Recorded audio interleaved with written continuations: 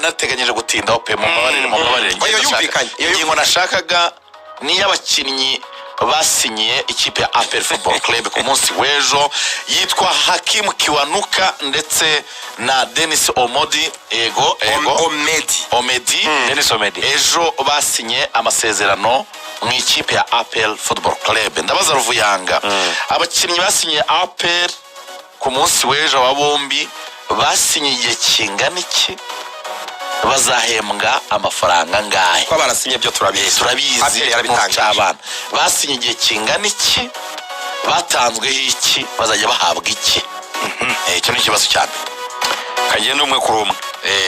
Yitwa Hakimu Kiwanuka.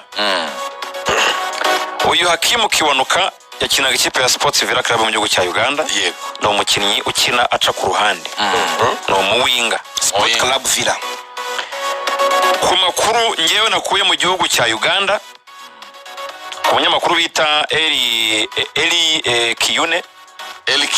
Kiyune akaba akora radio bita Akabozi Kubiri, akorera kuri 87.9 bakunda kwita ngo Radio 2. No munyamakuru wa sport. Kuko ibyo naburiye kuri APR nagiye kumushakiraho. APR yambwiye ati rwose nawe urabizi tujye kubwira ngo twamuguza abakinnyi ngo twatanze $50 by'idolari ngo kumukinnyi uyu bagwaye donye urumva bati ibyo ntago were kuri Hakim Kiwanuka. Uyone Hakim Kiwanuka azajya akiraciye ku ruhande ariko yaguzwe $30 by'idolari, $30 by'amadolari. kanze nkobeshana magwita mbabwira mu manyarwanda nkesha uyu munyamakuru w'iradiyo $30 kuba 1,400 miliyoni 409 ejo navuye kuvunjisha amafaranga 9 409 ni miliyoni 42 n'ibihumbi 270 z'amafaranga y'u Rwanda. Uyu nawe ukiri mutoya afite imyaka 20 y'amavuko. Yasinye amasezerano y'imyaka 2 muri APR. Ibiribwo ni yaguzwe miliyoni 42. Fair cyane, fair enough. Ubwo ni urivugana n'ikipe ya Villa y'isigira ko yaragifite amasezerano cyane. Hanyuma azajya ahembwa ibihumbi 5 by'amadolari. Ibihumbi ku mwana w'imyaka 20. Umwana w'imyaka 20 miliyoni 5 gukuba 1,409 ni miliyoni 7 n'ibihumbi 45 umwana w'imyaka 20 umugande Kiwanuka. Wono bita Hakim Kiwanuka. Yego, mu Bugande wasanga atahembwaga nimwe amajwi arahari yo munyamakuru abisobanura. Maje ndebere muri transfer Hakim Kiwanuka avuga kuri Hakim Kiwanuka. Then for Hakim noneho kuri Hakim wari umwe mu bakinnyi bazamuye ikipe ya Sport Club Villa, ko naherukaga kuvugana n'uwahoze ari umuganga wa Sport Club Villa ambwira ko ari we wamuzamuye, ambwira ko ari we wazamuye uriya musore, niwe wazanye Hakim. Ni umusore witonda, nawe rero akeneye igihe cyo kumenyera atangira akiniye ikipe.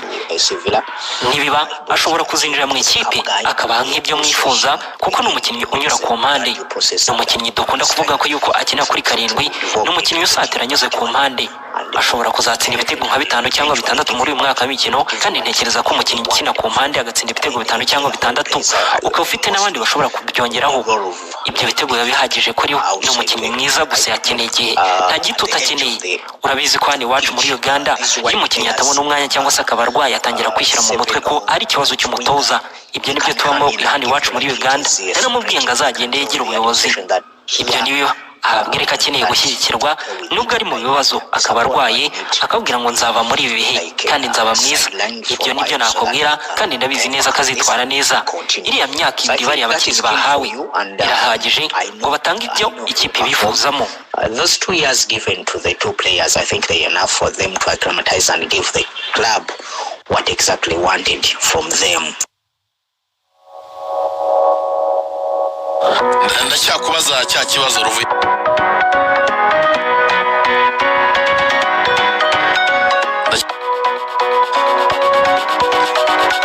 Ndacyakubaza cya kibazo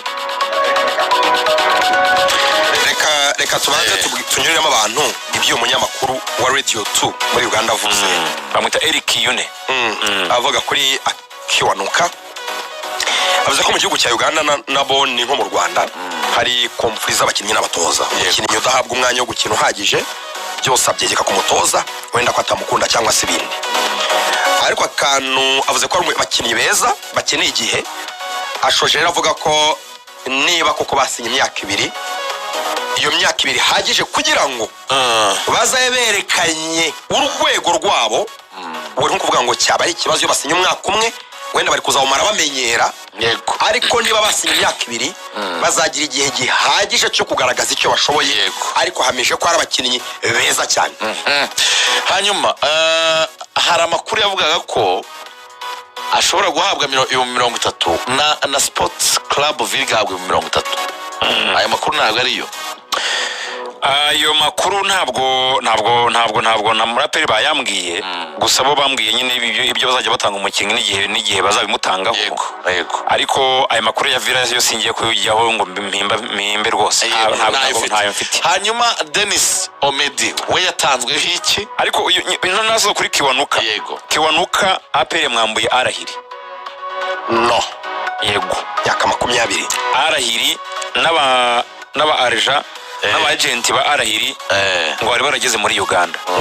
Operation APR yakoze kugira ngo nabo bakiri. Ari yo mu misi cyane.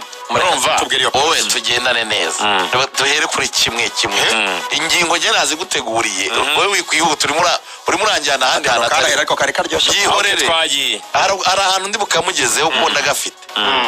Nabanza mbwire ikibazo namubarije amasezerano n'amafaranga batanzwe. Icya kabiri ndaje kigereho n'icya gatatu n'ibibazo bine ndi bumubaze. Kiwanuka twamusoje. Kiwanuka wamaze kubivuga. Amasezerano y'imyaka 2 $30 y'amadolari gahembwa 5. N'umunyamakuru amaze kutubwira quality ziwe nyine ko umukinnyi mwiza. Noneho Dennis Omedi we yatanzwe iki? Dennis Omedi yatanzwe $25 by'idolari kuri Rokitoma. Makuru nyesha uyu munyamakuru wa Akabozi Kobiri muri Uganda $25 by'idolari $35 n'ibihumbi 222 kubera imyaka ye irimo kugenda yigira imbere 30 uyu Dennis yatanzweho $25 by'idolari ariko azamurirwa umushahara we nawe azajya afata $5 by'idolari. Yego. $7 nawe. Noneho niyitwara neza muri close iwe nkuko bivuga muri kontra yasezanijwe ko azongezwa umushahara. Urumva azongezwa niyitwara neza. Kwitwara neza umvuga ko uyu Dennis ni rutayizamu abantu bapiri babyumve. Dennis Omedi ni rutayizamu. Ku bantu bashaka kureba yatsinze igitego ubwo Afrika y'Epfo yanganyaga na Uganda kuri Nambore umukino wasoze mu itsinda ryabo. Urumva yatsinze igitego cyiza cyane ashoteye kuri uyu Dennis. Igitego cye ni icya 3 ku isi. Ari igitego atsinze KCCA. Ni icya 3 ku isi. Cyaseze ishize atsinda KCCA. None Dennis Omedi. Hanyuma rero ahembwe $5 by'idolari. $5 y'amadolari. Gato aba bakinnyi amafaranga bagiye bahabwa amakipe yabo nta mafaranga yahawe yaba Sport Club Villa ndetse n'ikipe ya Kitara amafaranga yahawe. Umukinnyi aguzwe iyo umukinnyi aguzwe amafaranga gutya ayo mafaranga atanzweho ni hagati y'umukinnyi na club ye na agent ntabwo ari club n'umukinnyi gusa agent nawe bari ibyo nibo babyimenyera ngo ni totalite y'amafaranga APR bayamutanze ko ibijya muri club ibijya mu kumukinnyi ibijya kuri agence ubwo bazivuga wapfa kubimenya nkurikije iminota ngeze ko utabimenye twihute cyane. Ruvuyanga aba bakinnyi niki cyatumye bahitamo gusinyira APR byagenze gute kugira ngo basinyire APR nkuko wari utangiye kubiterura bavuga ko uwo bita Hakim yaragiye kujya muri Al Ahly ariko hari n'amakuru avuga ko uwo bita Omedi nawe yaragiye kujya ku mugabane w'Uburayi.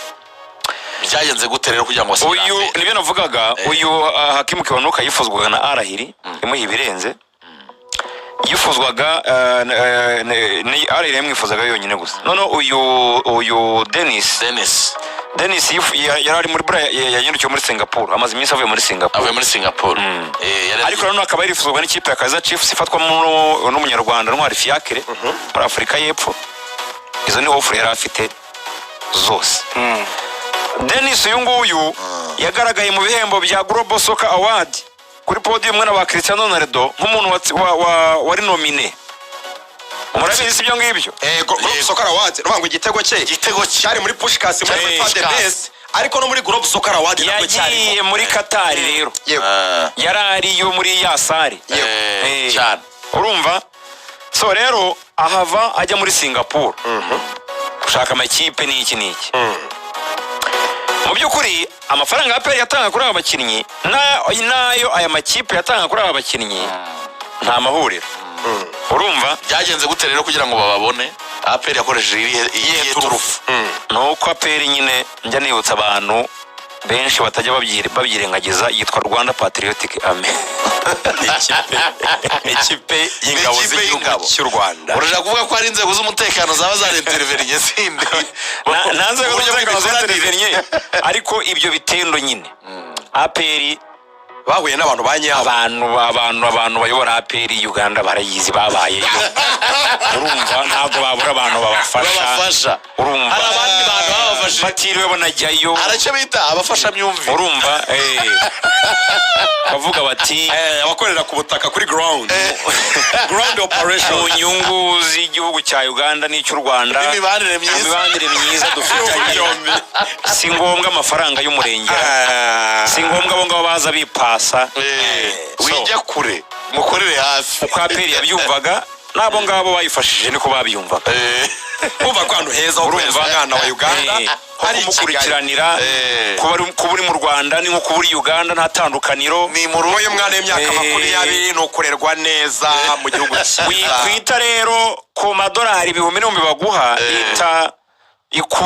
ita mu rugo nyine reba mu rugo patriotic kandi ikindi APR na Uganda mu guhanahana abakinnyi. Urumva bi patriotic meza ku Nyabagande. Urumva abenshi baje babaye successful hano mu Rwanda.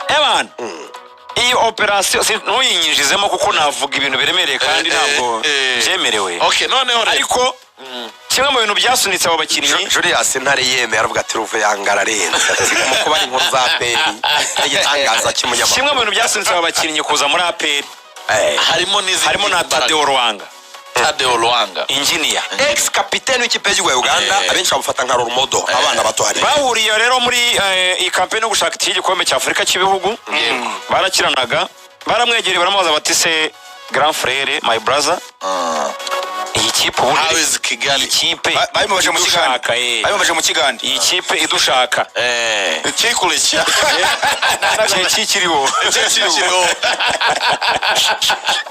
ikibigenda mu maso. Urumva ati bimeze bite tubwire. Tadeo Lwanga bameneye umuti aravuga ati ariko ya masaha muri kariyeri yanjye banyongeye iminota 30 muri kariyeri yanjye niyo kipe ya mbere iyo nafataga nk'iya mbere yari Simba. Ariko niyo kipe ya mbere ivuga ibintu mwumvikanye neza ikabiguhera ku gihe ukabaho neza ugahinduranya inyama ugahindura amashuka ukanywa amata ukarya nta kintu na kimwe udahindura cyose utabishaka. Bati n'ahantu tuba ubugira ngo si nko mu Rwanda kuko Tadeo aravuga ati iyo mvuye ahantu mba nkajya gukina ubugira ngo mpinduye igihugu. Ubwo yanamubwiye ko amavuta ya Movit Baby Jelly akunzwe cyane mu Bugande no mu Rwanda hari n'amavuta meza cyane yo kwisiga. Ubwo nabyo